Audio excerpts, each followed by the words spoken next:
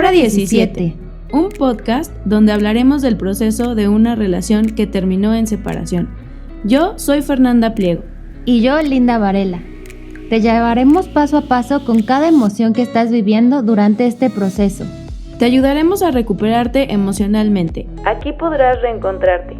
Hallarás paz mental y volverás a amarte.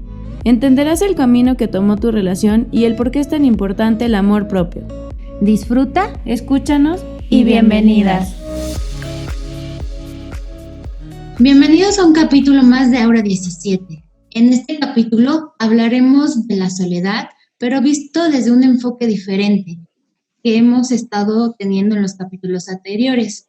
Lo hablaremos desde un psicoanalista y nos platicará la manera en que él este tema lo evalúa y lo analiza.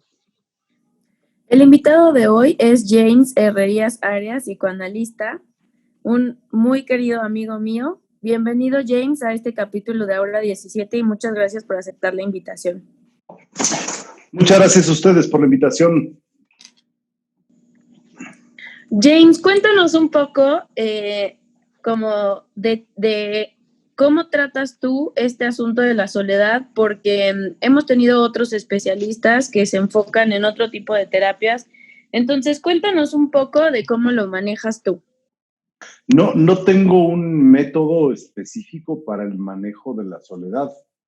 Lo que tengo es una forma de trabajo que está, digamos, como el vector que le orienta es el psicoanálisis, y que incluso valdría la pena pensar si es un asunto que tiene como... yo les propondría pensar esto. Pareciera darse por hecho que la soledad es algo que tiene que tratarse, ¿no? Y ya desde allí me parecería una cosa como realmente interesante pensar si por sí mismo la soledad es un problema, y todavía de más pesos si eso tendría que tratarse, ¿no? Pareciera una cosa generada automáticamente, pero la soledad no es algo que por definición sea un problema, y es más, valdría la pena preguntarse si en muchos casos es algo que es pertinente, funcional, y que le viene bien digamos, en ciertas ocasiones a ciertos personajes, ¿no? Entonces, regresando a la pregunta anterior, no es que haya como un método para tratar algo específico, en este caso, la soledad, sino más bien lo que tendríamos allí es, desde mi perspectiva, un trabajo psicoanalítico que implica una orientación desde la perspectiva de lo inconsciente, ¿no? Entonces, bueno, con lo que trabajamos, lo que hacemos es hacer como un replanteo de las inquietudes, de lo que alguien lleva a un espacio de esa naturaleza, sí, pero después casi siempre es algo que trabajamos pues, en cada uno de los casos en donde nos acaba llevando a otras cosas más allá de lo que la gente se planteaba en un origen. Entonces, la cosa es ¿qué es lo inconsciente? Pues finalmente tenemos que decir que lo inconsciente es algo, es una condición, pues por decirlo en palabras como un poco antiguas, por así decirlo, es que es una parte del sujeto. Estoy faltando una serie de cosas, pero no quisiera como problematizar demasiado el asunto. El asunto es que tenemos todos una parte inconsciente que empuja, dictamina, orienta una serie de cosas que las personas parecieran desconocer su origen, pero que se pone en efecto.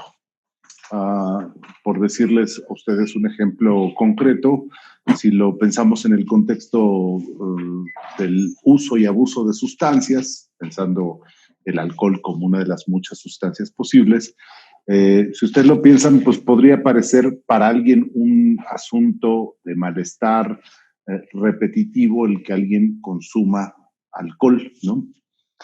Lo que también es importante allí decir es por qué es un problema para alguien. O sea, no es una cosa de manera automática, pero sí tiene malestar, sí pierde dinero, sí le provoca problemas familiares o de laborales, del tipo que ustedes quieran pensar.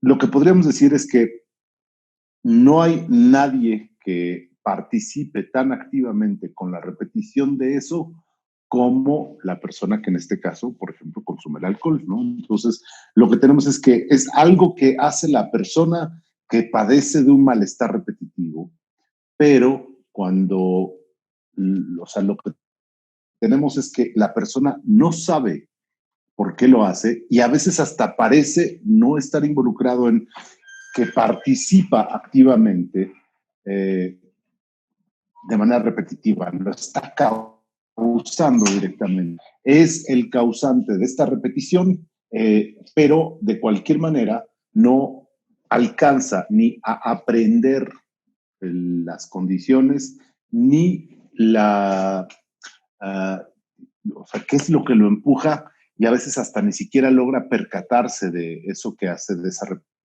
repetición, de cómo lo impulsa, ¿no?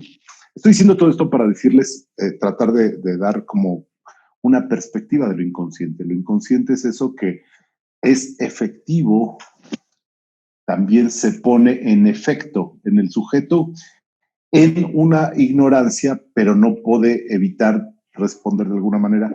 Sí, sí es cierto que yo participo en eso, sí es cierto que yo lo produzco, no sé cómo y ni qué lo causa, ¿no?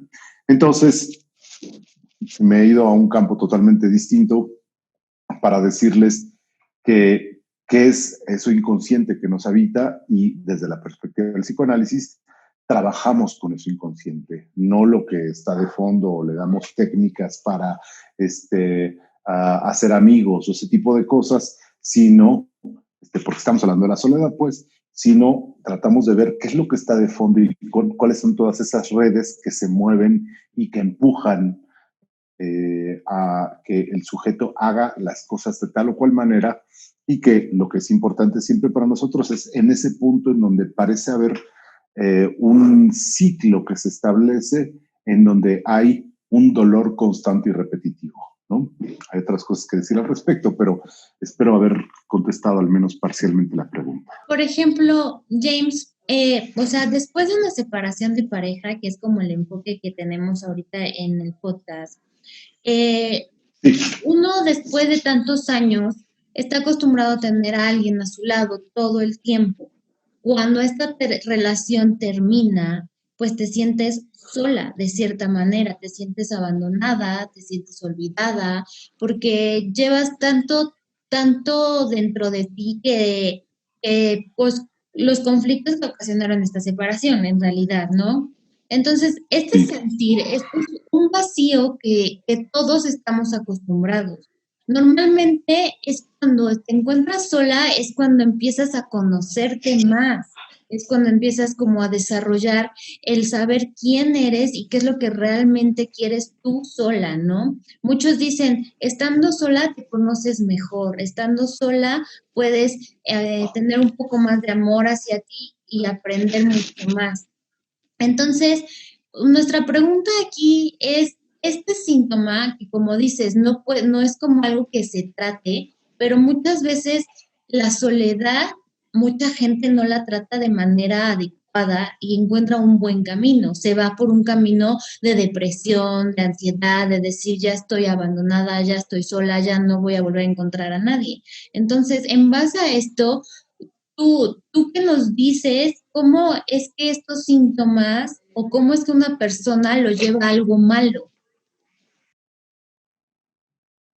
Sí, lo que podría compartirles en la misma línea de lo que les estaba yo comentando hace un momento, me cuesta trabajo en cualquier sentido, eh, como plantear la posibilidad de que haya un método o una manera adecuada o inadecuada de llevar la soledad. Sin duda, también es importante en torno a todo lo que tú estás diciendo en este momento, es que lo que, algo que desata todo esto es, hay pues todo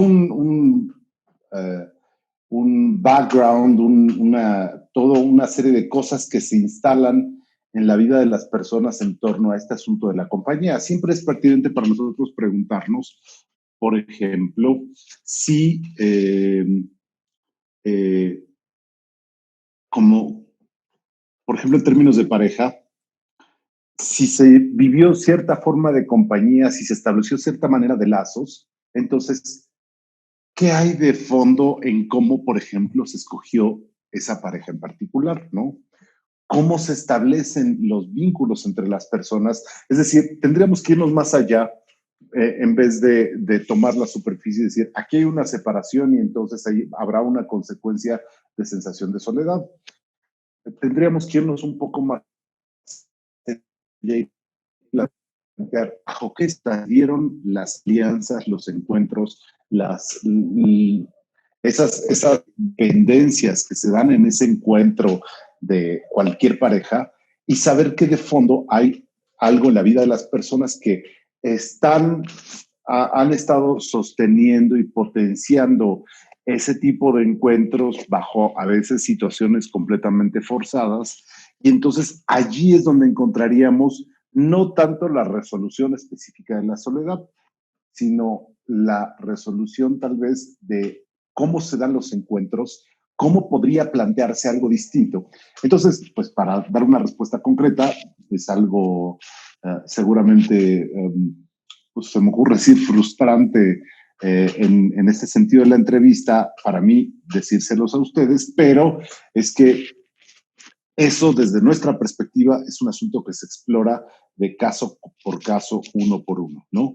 No hay una manera de establecer una unidad en donde las personas reaccionan así, de esta manera. Obviamente que todo mundo que tiene una separación, llámese del tipo que sea, de ruptura de noviazgo, de pérdida de un amigo, del fallecimiento de alguien, pues atraviesa por un proceso de duelo en este sentido que hay como una vinculación fuerte, ¿no?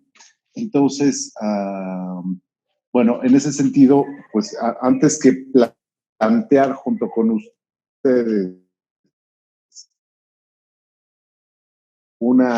cómo hay que llevar de forma inadecuada la soledad, planteo todo este trasfondo que más bien, pues creo que tiene que ver con mi perspectiva teórica, pero es un planteamiento de cuáles son las condiciones humanas, qué es lo que hay detrás de muchas de las cosas que se padecen en un encuentro y en un desencuentro entre las personas. Y lo que tendría que decir es que, y esta es la parte que considero pues más frustrante, es que al no poder hablar de una unidad y de una generalización, entonces lo que tendríamos que hacer o sugerir es pues que la persona acuda con un especialista a tratar el asunto que le aqueja, que aunque parecieran situaciones similares, de eso estoy totalmente convencido, las condiciones específicas, la manera de vivirlo, son distintas a pesar de una aparente unidad en ciertos puntos, ¿no? Entonces, pues es lo que podría decir. O sea, definitivamente que en conjunción con lo que preguntabas, Linda, pienso que es una cosa muy interesante para cualquier persona la experiencia de la soledad y poderlo soportar, poderlo tolerar. Ahora, ¿cómo se llega a eso? ¿Qué es lo que lo impide? Eso es en donde considero que son distintos cada uno de los casos, ¿no? Como dice Linda, hemos tenido otros especialistas. Creo que muy poca gente, creo que muy poca gente conoce el tipo de acercamiento que haces tú como psicoanalista. Quizá podrías explicarles un poco más o menos cómo funciona la terapia o el acercamiento que tú tienes para que la gente entienda desde dónde viene como este mirar o este caminar que quizá nosotras con otros especialistas han sido como muy puntuales en estos puntos que se repiten o que parecen ser comunes, pero sí para que la gente entienda un poco de cómo funciona esto y cómo podrían, si bien deciden hacer psicoanálisis con alguien, cómo podrían acercarse o cómo es la forma de trabajarlo. Sí. Bueno, la aproximación, como el trabajo que hacemos en estos casos, me refiero cuando alguien solicita un servicio, eh, bueno, definitivamente que es por fuera de los enfoques tradicionales de la psicología y del trabajo psicoterapéutico. Como decía, lo que nos interesa es los juegos y participaciones de lo inconsciente en la experiencia de cada uno, y un punto central es la aseveración de que todas las condiciones, por muy parecidas que puedan ser, son distintas en cada uno de los casos. Entonces, en nuestro avance, búsqueda, persecución por la cuestión de lo inconsciente, de lo que partimos es que hay una serie de emociones, impulsos, tendencias dentro de la vida de cada quien que busca algo de busca una salida de lo que, por definición, lo inconsciente es totalmente, perdón, lo consciente es totalmente desconocedor. Es decir, nos habita algo que tiene un movimiento efectivo, es decir, tiene acciones y consecuencias concretas, también energías que se mueven, que son precisas, por así decirlo, pero que el sujeto, a pesar de ser el portador, lo desconoce profundamente. Entonces, lo que tratamos de hacer es invitar a la persona a que en algún punto, después de tener una serie de entrevistas preliminares, donde tenemos un bajo silla a silla, le podemos invitar a que asocie libremente, a hacer un trabajo de exploración personal de las aproximaciones, de la contigüidad de ideas que puedan aparecerle respecto a tal o cual tema. Trabajamos con los sueños, trabajamos con las fantasías que tiene la persona, y bueno, siempre para mí es importante precisarlo, las fantasías de todo tipo, no solo las que consideramos como cosas benévolas o bonachonas, sino puede ser fantasías de todo tipo. Para nosotros una fantasía es, por ejemplo, ir manejando e imaginar que choco en la esquina siguiente, este tipo de cosas. Todo eso nos da información y trabajamos con ello ante la posibilidad de rastrear en la persona y totalmente con participación de quien acude, es decir, por decirlo de alguna manera, trabajamos los dos cuando tenemos una consulta de este tipo, es tratar de dar de fondo y revelar algo de la condición de eso inconsciente que, a pesar de que el sujeto lo ignora, ha sido efectivo. Hace rato hablaba de la elección de pareja, por ejemplo. Es una cosa como muy reveladora si llegamos al trasfondo de esto, es cuáles fueron las condiciones y las fuerzas que empujaron a que determinada persona haya escogido a tal o cual pareja en consideración del contexto complejo, ¿no? O sea, como alguien podría decir de manera tramposa, ay, es que las cosas que la gente se da para explicar este tipo de situaciones, ¿no? A veces hasta parece una broma, pero es, ¿cómo explica la gente que escogió a la persona X para ser con quien se casó o para que sea su pareja? A veces dicen, pues es que somos igualitos, ¿no?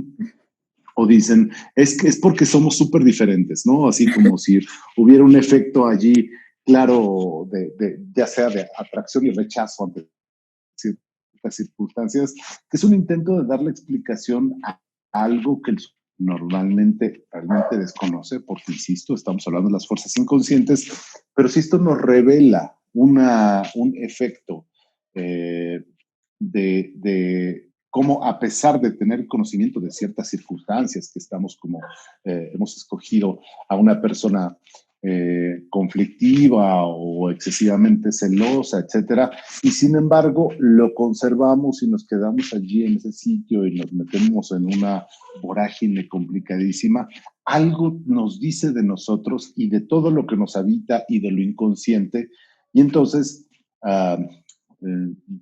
bueno, para mí sería como muy complicado decir extensivamente cuál es el trabajo psicoanalítico en una charla como esta, pero espero como poder estar transmitiendo que a partir de cierta manera de hablar y de ciertos temas y ciertas aproximaciones, llegar a conocer algo del sujeto, o que el sujeto enuncie algo de su manera de vivir y enuncie algo que era desconocido para él, y que es importante decirlo también, no solo se trata como de revelar algo nuevo, sino lo que a mí concierne en este tipo de cuestiones, de situaciones terapéuticas, implica una decisión que no siempre es fácil y una consecuencia que también, en términos de actos, que también tendrá efectos colaterales, y no hay una manera de salir incólume de cualquiera de estas situaciones, que son decisiones de profunda complejidad, pero se trataría como de llegar a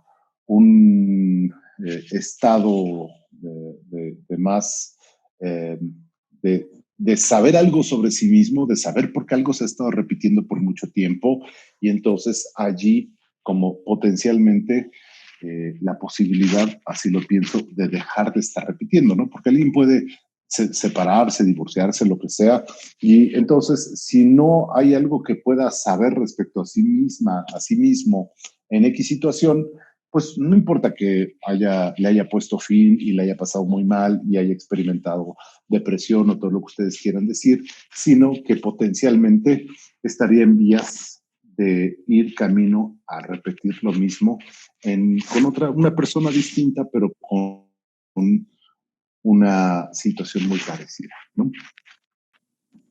Ok, oye James, yo tengo una pregunta, sé que es difícil, sé que no hay respuestas como tan concretas quizá como nosotras hemos tenido con otros invitados, pero me gustaría preguntarte si crees que este concepto que la gente o la mayoría tenemos de que la soledad es mala o sentirse solo es malo, tiene que ver como con el contexto cultural.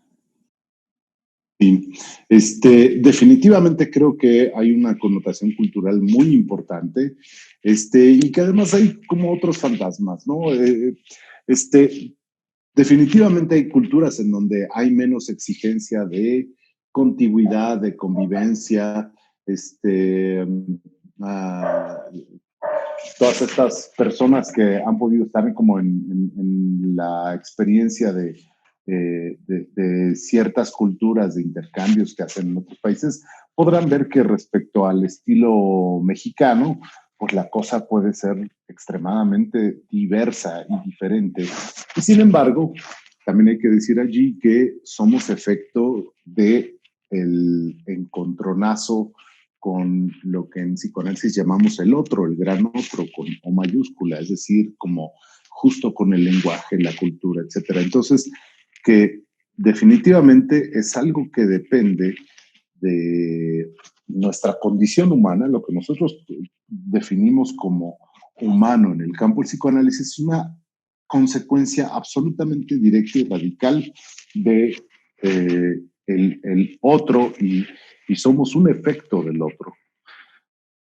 Ya por allí, por definición, obviamente pertenecemos a una situación de conjunto y dependemos de lo que los otros nos dicen que somos y cómo somos signados y designados en el grupo, en la familia, etcétera. Y que al mismo tiempo, digamos, en esa condición, pues puede amenazar en nuestra vivencia individual y fantasmática en cada uno de nosotros, esta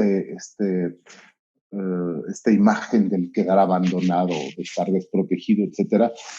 Somos producidos como humanos por lo otro, dependemos de ello totalmente, pero también hay que decirlo, que en ese mismo contexto es parte de lo que nos amenaza profundamente. Entonces, mi respuesta es en una doble vía, Fer. por un lado, sí hay condiciones culturales que pueden ser importantemente distintas, y que al mismo tiempo, no importa en qué cultura o sociedad se viva, que dependemos y tenemos allí una correlación complicada con el otro y con la soledad, ¿no? Siempre pienso en este ejemplo de una chica que vino a México, ella era alemana y decía cómo en Alemania, y dado las automatizaciones de muchas cosas, de la vida cotidiana, de la inteligencia artificial, de muchas cosas, podrían pasar muchos días en Alemania sin que intercambiara una sola palabra con los otros. Y obviamente lo planteaba como una cosa desafortunada, incómoda, etcétera, etcétera. Pero es un hecho que bajo ciertas culturas, como el contacto no es tan demandante, pero que eso no significa que no se padezca de la soledad o que estén mejor preparados. Finalmente, cada uno en cada cultura, no podría decir, se establecen como ciertos parámetros y todos nos jugamos entre cruzar y regresar esas fronteras como no tan perfectamente dibujadas, ¿no? Es decir, para decirlo de otra manera, Fer, algún mexicano que se sienta solo, por así decirlo, y revisamos su experiencia con lupa, no tendrá nada que ver la experiencia de soledad con, por ejemplo, un país nórdico o algo por el estilo, en donde el aislamiento y la soledad como puede ser mucho más intensa si lo medimos en términos fenomenológicos, ¿no? Pero sí creo que hay algo que está determinado por la cultura. También lo pienso desde como esta cuestión en Latinoamérica principalmente, que es muy usado como si fuera algo malo de decirle a las mujeres en específico, ¿no? Si no te casas a cierta edad te vas a quedar sola, como si el hecho de no querer hacer una vida en pareja fuera algo malo, ¿no? Porque en otras culturas, como dices tú, no hay como esta presión eh, por el hecho de que te quedes sola. Y me refiero a esto porque tiene una connotación mala, como si estar solo o decidir no hacer una vida en pareja fuera algo malo. Sí, y pues son como toda una serie de cosas complicadas al mismo tiempo, creo, Fer, porque eh, en un país como el nuestro, y sabemos que hay como cierta unicidad, como tú decías, en lo latinoamericano. Hay, digamos, en algunos lugares tal vez más intenso, tal vez menos, y ni siquiera hablo de países, sino de regiones tal vez. Eh, Sabemos que hay como toda una serie de cosas que se juegan en torno a las expectativas de la vida de la gente y de la familia, ¿no? Eh, es una cosa que efectivamente puede empujar a la gente a tener pareja de manera como un poco obligada desde la perspectiva de las amistades, de la familia, etcétera, ¿no? Es una situación que, digamos, como, esto no tiene nada que ver con mis representaciones estéticas y sin embargo, al pensar en términos de justicia, de equidad, pues pienso que es muy desafortunado porque eh, que acaba empujando a muchas personas al encuentro de algo que garantizadamente podría ser caótico, por ejemplo, ¿no? Entonces, es toda una cosa complicada porque es este juego de identificación en donde yo como mujer estoy obligada a tener una familia y tener hijos, y es lo que están esperando de mí, y tengo el peso de tener que cumplir a mi familia o en particular a mis padres o a mis seres queridos, y entonces estar en una persecución de ello y además estar en este juego de la comparación con que otras personas tienen algo que yo debería tener a esta edad, bla, bla, bla, bla, bla. Y eso es como desafortunado en muchos sentidos, pero hay que decirlo, es como pues, un efecto y consecuencia de tanto las condiciones sociales y de estos ideales absurdos que se le presentan a hombres y mujeres, pero en particular a mujeres, como de las condiciones privadas individuales de cada uno de nosotros, ¿no? O sea, tú y yo también sabemos que hay gente que a pesar de vivir en una sociedad mexicana, no se siente empujada, compelida a presentarles a un marido, a tener una familia, a haber procreado después de cierta edad, etcétera. Y felizmente, pues por lo menos en los medios urbanos de nuestro país eso va reduciéndose pues de manera gradual, no a la velocidad que nos gustaría a muchos de nosotros, pero sabemos que a pesar de que hay gente que decide juntarse a vivir en pareja, no necesariamente se casa, hay gente que sabe que no va a tener hijos, eso como que se ha ido relajando un poco, lo cual no quita como la idea, por ejemplo, de a lo mejor no se siente empujada a tener hijos y a tener un matrimonio en el sentido estrictamente religioso o por parte del Estado, pero a lo mejor le persigue todavía como el ideal de tener una pareja y de tener al mundo que se ha podido conseguir a alguien y además mostrar sus logros y las credenciales y etcétera, etcétera, del marido, del esposo, del cónyuge en cuestión, ¿no? Sí. Oye, James, y entonces, o sea, por ejemplo, tomando desde el punto de la cultura que estamos viviendo en México, que es como todavía una cultura que, como decimos, ¿no? Pues quedarte sola como mujer, pues todavía no está bien visto.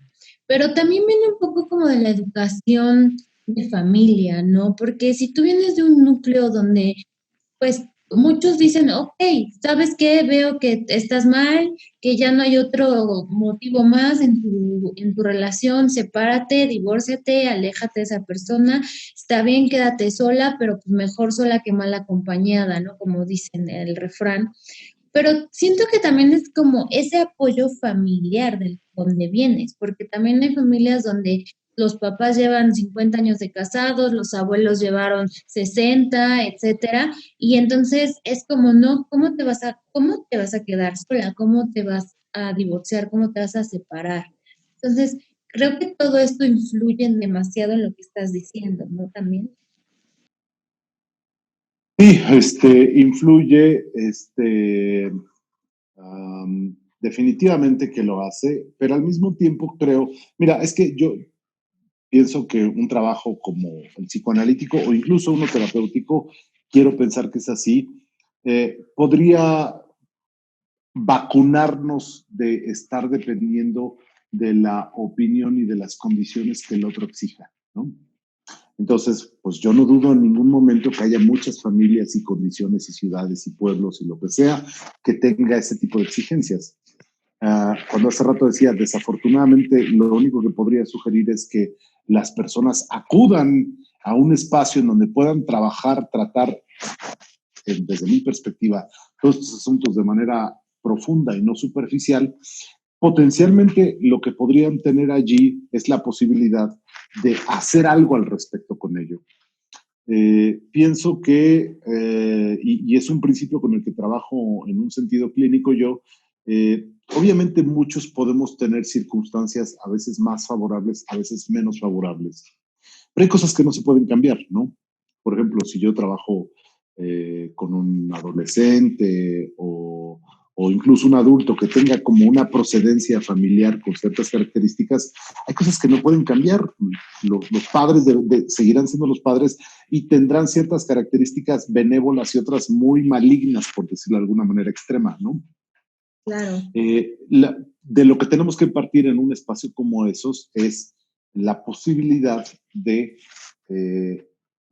trabajar a partir de lo que se tiene y de lo que se es.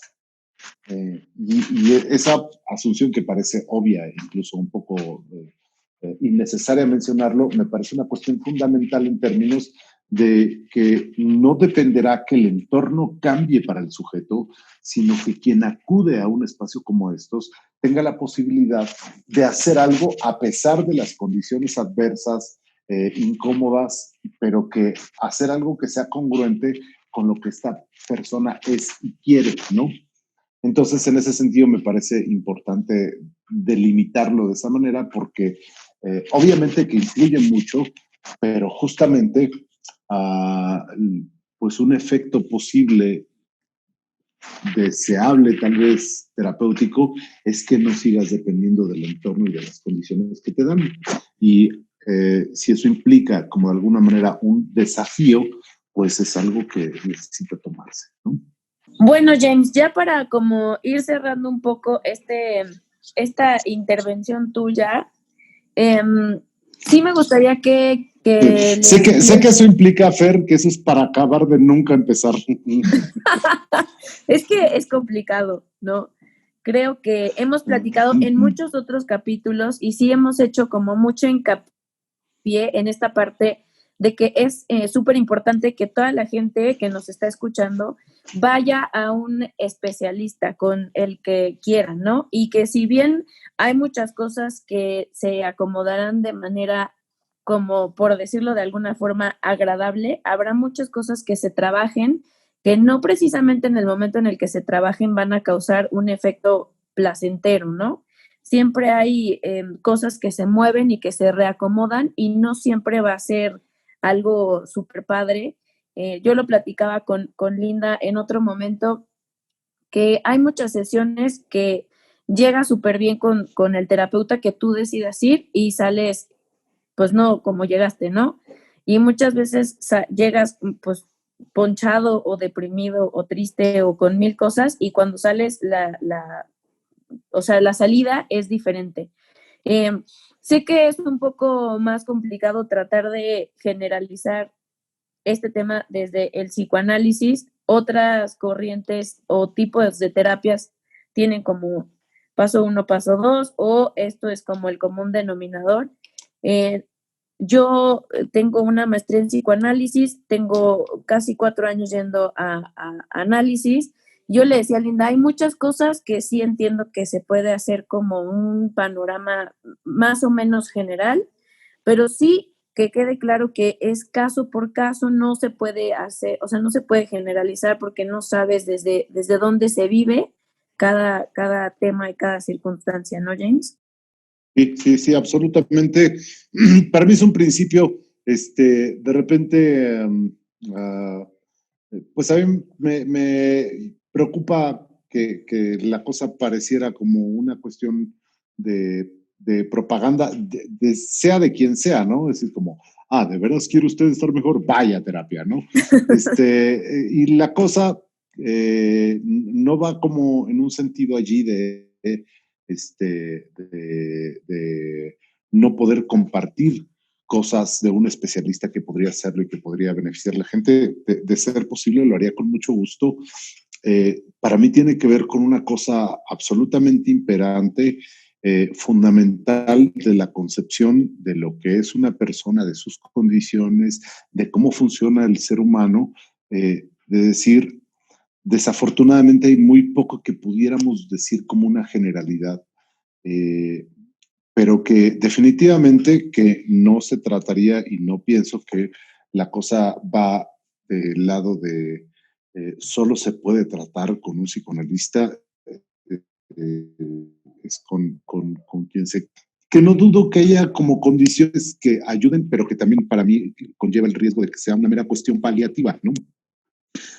Como por ejemplo los grupos de autoapoyo, etcétera, que no dudo que puedan tener un efecto, aunque sea paliativo, insisto, pero un efecto benéfico, pero es muy poco probable, pensando en la condición de la subjetividad, de la individualidad, que pueda tener un efecto duradero, que pueda tener un efecto sustancial en la vida de la persona. En fin, podríamos decir muchas cosas, y tal vez como muy poco benévolas respecto a ciertas formas de trabajo de mi parte, o de ciertas aproximaciones que por lo menos parecieran como incluso tal vez ingenuos, pero se trata como de compartir que este trabajo desde la perspectiva del psicoanálisis es de la subjetividad, de eso que no se repite para nadie más, que es parte de la historia de una persona, y que, insistiendo un poco con la idea que si hay dos personas que dejaron a sus parejas, pues que hay una tendencia dentro de las condiciones del ser a sentirse identificado, ¿no? Pero eso no quiere decir, y estaría muy lejos de la posibilidad de que estén realmente de manera digamos, conectadas. Son experiencias como totalmente distintas y lo que sí podemos hablar, insisto, es de esta sensación muy humana de sentirse identificados, de tener la sensación de que hay alguien con quien se comparte algo que de fondo es radicalmente distinto. Pues realmente es como para mí, por ejemplo, que hemos venido haciendo unos capítulos muy diferentes, es Sí. un gran conocimiento, o sea, el análisis de la manera en como tú lo estás haciendo y para que todas las que nos escuchen y todos los que nos escuchen realmente comprendan que son temas que intentamos profundizar o que intentamos proyectarlos para ayudar a las personas que nos escuchan, pero que tengan siempre muy en claro que, como dices, cada tema es diferente, cada persona es diferente y el inconsciente que traemos y desde el fondo de donde analizamos nuestras relaciones o cómo venimos o por qué se dio así o por qué elegimos esa pareja, es totalmente un mundo diferente para cada quien, ¿no? Y realmente me da mucho gusto el poder platicar contigo de esta manera y escucharte y me dejas pensando en muchas cosas y analizando realmente, pues, esta manera de ver la vida, porque es una manera muy diferente al que muchas personas estamos acostumbrados. Muchos estamos todo el tiempo, queremos pregunta y respuesta exacta, ¿no? O sea, de si es blanco o es negro y cómo es. Y al final hay que analizar un trastorno que viene desde atrás. Sí, yo también, y ya que me dan la oportunidad y me prestan sus micrófonos, eh, pues más bien incluso yo me iría un poquito más allá, más atrás y decirles que el psicoanálisis también en su reflexión sobre la condición del humano, ah, también es pertinente decir que es difícil pensar en una persona libre de patología, ¿no? Con frecuencia hago la broma muy en serio de que la vida perfecta solo es de comercial de televisión.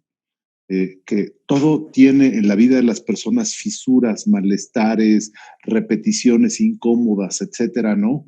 Y entonces sí creo que me parece desafortunado que ya, hollywoodense o no, que haya algunas psicologías que parecieran ofrecer una perfección, una cosa tersa, la posibilidad de una vida sin fisuras, y eso me parece también insostenible, ¿no? Entonces, una cosa importante decir, si de patología se trata y si de hablar de enfermedades se trata, podríamos decir junto con, o desde la perspectiva del psicoanálisis, que no hay sanidad posible, que todo el mundo padece y tiene que ver con la condición humana, pero en ese sentido es que podríamos estar, obviamente, de un lado radical de completo malestar, o bien tenerlo a raya al margen más pequeño posible, etcétera, pero nunca será incólume, perfecto, etcétera, ¿no?